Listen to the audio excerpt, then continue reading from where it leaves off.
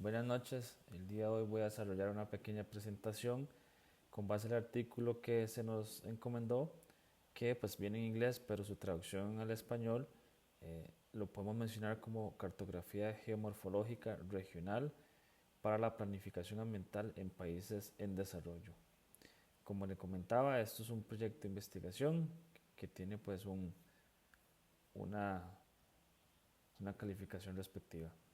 Lo que voy a comentar ahorita prácticamente son los hallazgos y las cosas más importantes que se pueden ver y se pueden mostrar en el artículo. Importante empezar con una contextualización y lo importante de esto es empezar con una definición, es decir, qué es geomorfología. En palabras bastante resumidas, podemos decir que la geomorfología es el estudio del relieve y todos sus procesos. ¿Por qué esto es importante? Porque todo el contexto del artículo se basa en la geomorfología. Eso como punto número uno. Como punto número dos, es importante reconocer y tener en consideración que hay una relación directamente con toda la planificación ambiental. El tener conocimiento del relieve ayuda a decidir dónde construir, dónde sembrar, dónde conservar, dónde expandirse, dónde tomar decisiones para no seguir con una expansión y que tenga pues una línea lógica de qué es lo que vamos a hacer. Y por último, que es de lo más importante, que de hecho el título lo que lo dice, también la planificación ambiental en países en desarrollo, es la relevancia para los países en desarrollo. Y esto por dos, dentro de lo que yo logro entender en el artículo, son dos palabras importantes y las deduzco, no las trae directamente el artículo. La integralidad y el orden. ¿Por qué integralidad? Porque aquí vamos a tener que integrar muchas variables para poder tener una planificación ambiental. Y el orden porque nos permite tener un orden o tener una línea base, una línea guía para poder tener o para poder construir un orden dentro de una ciudad. Teniendo esto en consideración, pasamos a lo que yo concluyo dentro de la contextualización. Bueno, ahí quizás no se va a ver un poco, profesor, por el video, pero en resumen, tenemos que la geomorfología en este caso nos define o nos da la base física para entender dónde se puede construir, dónde se puede cultivar o dónde se puede o se debe conservar, que también es importante.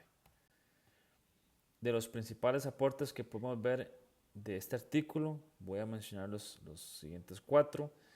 El método actualizado del mapeo geomorfológico, ellos exponen una metodología bastante curiosa, hicieron clasificaciones de diferentes zonas, de diferentes maneras, donde hay un bosque, donde hay un área de conservación, donde hay agricultura y todo este tipo de cosas. Lo segundo es caso de estudio en la región Brunca, específicamente lo que nosotros conocemos en Costa Rica como la zona sur o Pacífico Sur. Se hizo un estudio en donde se identificaron 15 formas de relieve en 4 unidades. Ellos lo que hicieron fue segregar 4 diferentes unidades con diferentes nombres y sobre cada unidad empezaron a identificar formas de relieve diferente. Y por último, vamos a observar o se van a derivar aplicaciones como el uso del suelo, gestión del riesgo y también ecoturismo. Todo esto en realidad va amarrado una cosa a otra desde el punto de vista que la metodología explica cómo se derivan en el caso estudio estas 15 formas de relieve en las 4 unidades y ya teniendo clara la metodología y el resultado, pues tenemos aplicaciones específicas para su uso del suelo, para la gestión del riesgo, para lo que es el ecoturismo. Si nos vamos a la relevancia que esto tiene en Costa Rica, es algo muy importante iniciar con la frase que viene ahí. No existen mapas geomorfológicos detallados a nivel nacional. Es cierto que hay casos, diría hasta cierto punto, aislados. Se han hecho bastantes trabajos, pero al día de hoy no existen mapas geomorfológicos detallados a nivel nacional. El caso de Brunca demuestra una enorme utilidad por diversas variables. Una es por intentar tener un uso agrícola sostenible. Debemos mencionar y es importante considerar que en la zona sur del país se tiene siembras muy fuertes de piña, en parte café y también tenemos zonas con bastante siembra de palma, por lo cual son cultivos que hasta cierto punto, dependiendo de, podría tener un impacto directo sobre el suelo. Lo otro es identificación de riesgos. Cuando hablamos de identificación de riesgos, hablamos directamente de desastres naturales y hasta cierto punto desastres naturales también que se empiezan a provocar o generar por el impacto que tiene el ser humano en el desarrollo. De entre los que podemos mencionar son deslizamientos, podemos mencionar inundaciones, podemos mencionar algún otro tipo de, de identificación de riesgo, como probablemente las zonas que son más propensas o vulnerables a que si hay algún tipo de temblor o sismo, pues tengamos un impacto más directo. Y por último, dentro de la relevancia a nivel país, podemos hablar del turismo y la conservación. Y esto va en dos áreas. Uno, conservar lo que se debe conservar a hoy y tener la visión de poder explotarlo, pero no bajo un turismo masivo o como usualmente se hace, que es bastante comercial. Entonces tenemos una manera de hacer un ecoturismo, pero enfocado siempre en la conservación del medio. Ejemplos que podemos tener, y esto es algo muy importante, el río Terra, que está por allá justo cuando uno va camino a la zona de Buenos Aires. Ejemplos claros es no construir en planicies de inundación, como el río Terra, ya se han visto casos bastante importantes en eso. Cultivar en suelos más adecuados, no intervenir en los manglares o donde tenemos altas pendientes. Esto nos pasa bastante también en Buenos Aires, tenemos zonas de muchas pendientes. Y en el caso de los manglares, que es pensando más como hacia la parte de Corcovado, Sierpe y toda esta zona. Y el ecoturismo en zonas de alto valor natural, precisamente como Corcovado, que es un ecoturismo o es un tipo de turismo que se enfoca a hacer turismo, tener un impacto menor, pero siempre conservando la zona o el área como tal. La geomorfología, el impacto que tiene en el ordenamiento territorial. Bueno, si nos devolvemos un poco al inicio, sabemos que el relieve es la base estable del territorio y dentro del ordenamiento territorial tenemos implicaciones y también dentro de cualquier ordenamiento territorial deberíamos, eso es lo ideal, de integrar zonificación por riesgos y por tipos de suelo, un planeamiento urbano seguro y una conexión entre la sostenibilidad de los corredores biológicos. Esto es muy importante porque usualmente cuando cuando algún gobierno local o una municipalidad hace un ordenamiento territorial e incluso un plan regulador, usualmente no contempla todo esto.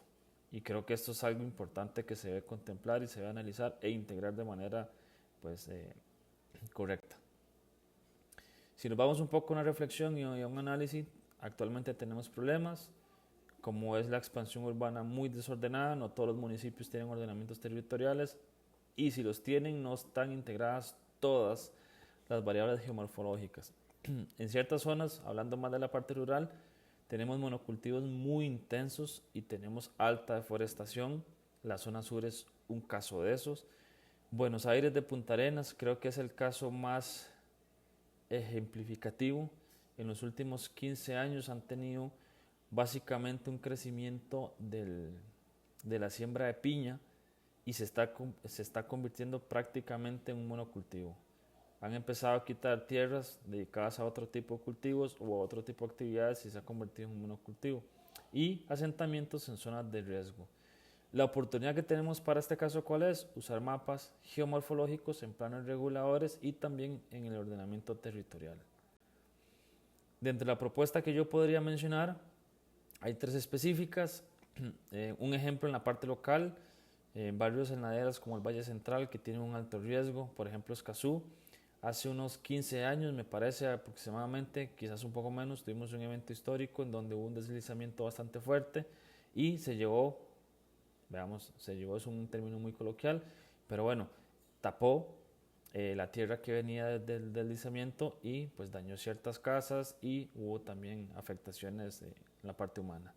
A nivel de política pública, importantísimo que todos estos planes reguladores que se están creando en los municipios, que se están actualizando y el ordenamiento territorial deberían de incluir mapas geomorfológicos para tener una mejor visión de dónde hacer las cosas, dónde crezco, dónde no crezco, dónde construyo y cómo empiezo a hacer un ordenamiento integral de todas las variables. Y por último, promover ciudades resilientes y sostenibles, no crecer solo por la presión inmobiliaria que existe hoy en día.